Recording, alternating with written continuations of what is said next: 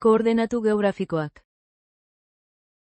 Koordenatu geografikoak latitudearen eta puntu baten longitudearen konbinazioa dira. Leku bat aurkitzeko, haren latitudea, iparraldea edo hegoa. Eta longitudea, ekialdea edo mendebaldea, behar ditugu. Latitudea eta longitudea. Latitudeak eta longitudeak lurreko edozein puntu mapan kokatzen laguntzen digute. Latitudea. Lurraren azaleratik ekuatorera edo 0 graduko paraleloa dagoen puntu baten distantzia da. Latitudea iparraldekoa, edo hegoaldekoa izan daiteke. Eta gradutan neurtzen da, ekuatoreko 0 gradutatik poloetako 90 gradutara. Latitudea paraleloak erabiliz neurtzen da.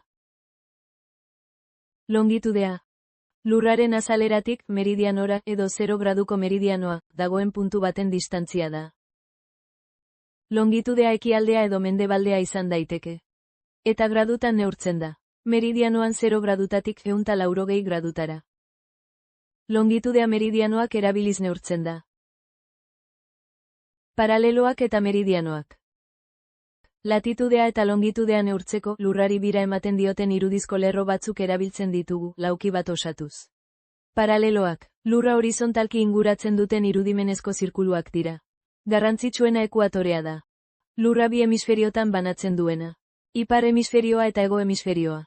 Beste paralelo garrantzitsu batzuk. Kantzerko tropikoa, Capricornioko tropikoa, zirkulu polar artikoa, eta zirkulu polar antartikoa dira.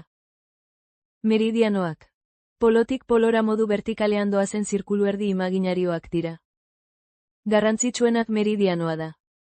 Lurra ekialdeko hemisferioan eta mendebaldeko hemisferioan banatzen duena.